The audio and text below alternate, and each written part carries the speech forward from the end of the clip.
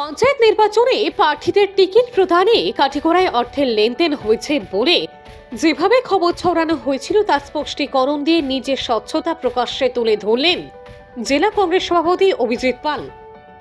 পঞ্চায়েত নির্বাচনকে ঘিরে জেলার কাঠিগড়া বিধানসভা কেন্দ্রে প্রার্থীদের টিকিট প্রদানে অর্থের লেনদেন হয়েছে বলে বিগত কয়েকদিন ধরে যেভাবে জলঘোলা হচ্ছে সেই বিষয়টি নিয়ে বৃহস্পতিবার নিজের স্পষ্টীকরণ জনসমক্ষে তুলে ধরলেন জেলা কংগ্রেস সভাপতি অভিজিৎ পাল। সংবাদ মাধ্যমের সঙ্গে এক সাক্ষাৎকারে অভিজিৎ পাল জানান, আঞ্চলিক পঞ্চায়েত, জেলা পরিষদ ও গ্রুপ সদস্যদের নির্বাচন কাঠিগড়ায় ব্লক কংগ্রেসের নেতৃত্বে হবে, কারণ হোসেন আহমেদ চৌধুরী একজন দক্ষ সংগঠক ও রাজনীতিবিদ। কোনো কর্মী যখন দলীয় টিকিট না পান তখন আবেগে উঠে অনেক কিছুই করে থাকেন। হোসেন আহমেদ চৌধুরী বিগত দিনে একটি জনসভা করেছিলেন এবং সেই সভায় অনেক জনসমাগম ঘটার পাশাপাশি অনেকে দলীয় সমর্থকরাও অংশগ্রহণ করেছেন। সেই সভায় হোসেন আহমেদ চৌধুরী নিজের স্পষ্টীকরণ দিতে গিয়ে বলেছেন যে কাঠিগড়ার বিধায়ক ওনার থেকে 10 লক্ষ টাকা চেয়েছিলেন জেলা সভাপতিকে দেওয়ার জন্য। এর পরিপ্রেক্ষিতে এখন বিধায়ক নিজে স্পষ্টীকরণ জনসমক্ষে তুলে ধরুক যে জেলা সভাপতি কখন বলেছিলেন যে কোনো প্রার্থীকে টিকিট দিতে গেলে অর্থ লাগবে। হোসেন আহমেদ চৌধুরীর কোনো বক্তব্য এখনো শোনা যায়নি যে জেলা সভাপতি ওনার থেকে কোনো ধরনের টাকা পয়সা চেয়েছেন বলে, এবং যে প্রার্থীরা টিকিট পেয়েছেন তারাও জোর গলায় এই কথা বলতে পারবেন না যে অভিজিৎ পাল টিকিটের বিনিময়ে কারোর থেকে টাকা দাবি করেছে। জেলা সভাপতি একা সিদ্ধান্ত নিয়ে জেলায় কোনো প্রার্থীকে টিকিট দেয়নি এবং কাউকে সমর্থনও করেননি। এপিসিসি যে কমিটি গঠন করে দিয়েছে সেই কমিটির স্বাক্ষরিত টিকিটগুলোই প্রার্থীদের প্রদান করা হয়েছে বলে জানিয়েছেন অভিজিৎ পাল। কমিটির চেয়ারম্যান হিসেবে তিনি কোনো প্রার্থীর নাম প্রস্তাব ও করেননি এবং কাউকে সমর্থনও জানায়নি। যদিও দুই একটি জায়গায় তাকে কিছুটা অসুবিধার সম্মুখীন হতে হয়েছে, কিন্তু কোনো দলীয় প্রার্থী থেকে টিকিটের বিনিময়ে অর্থ চাওয়া হয়েছে বলে যেভাবে জলঘোলা চলছে তা প্রমাণ করতে এদিন চ্যালেঞ্জ জানিয়েছেন তিনি। যাই হোক, দলের বর্ষিয়ার নেতা আতাউর রহমান মাজারপুরিয়ার মধ্যস্থতায় বিষয়টি সুন্দর ও সুষ্ঠুভাবে শেষ হওয়ায় আতাউর রহমানকে ধন্যবাদ জানিয়েছেন জেলা সভাপতি অভিজিৎ পাল।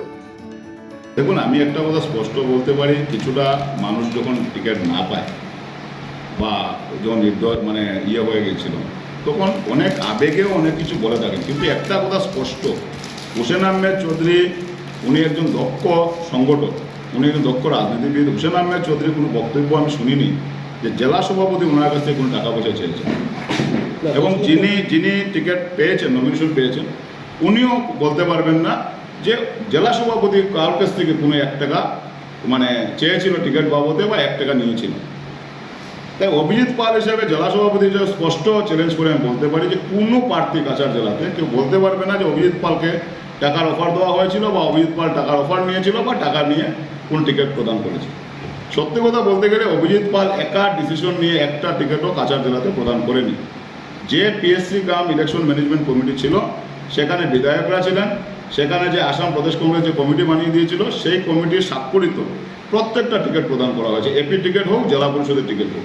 সেখানে একা আমার কোনো ডিসিশন ছিল না, আমি কারোর নামও প্রস্তাব করিনি, কাউকে সমর্থনও করিনি, কারণ আমি যেহেতু চেয়ারম্যান ছিলাম কমিটির, তাই আমি নিরপেক্ষ ভূমিকা পালন করেছিলাম। তাতে গিয়েই 1-2 জায়গাতে একটু অসুবিধার সম্মুখীন হয়েছি, কিন্তু আমি আজকের দিনও বলছি কোনো প্রার্থী বলতে পারবেন না। আমি দেখেছি হোসেন আহমেদ চৌধুরী একটা জনসভা করেছিলেন, ওনার ক্ষোভ বা ওনার আবেগে উনি একটা জনসভা করেছিলেন, অনেক মানুষ সেখানে হয়েছিলেন, ওনার অনেক সমর্থনকারীরা এখানে ছিলেন, কিন্তু হোসেন আহমেদ চৌধুরী যে কথাটা বলেছেন সেই স্পষ্টীকরণটা কাঠিগড়া বিধায়ক দিতে পারবেন।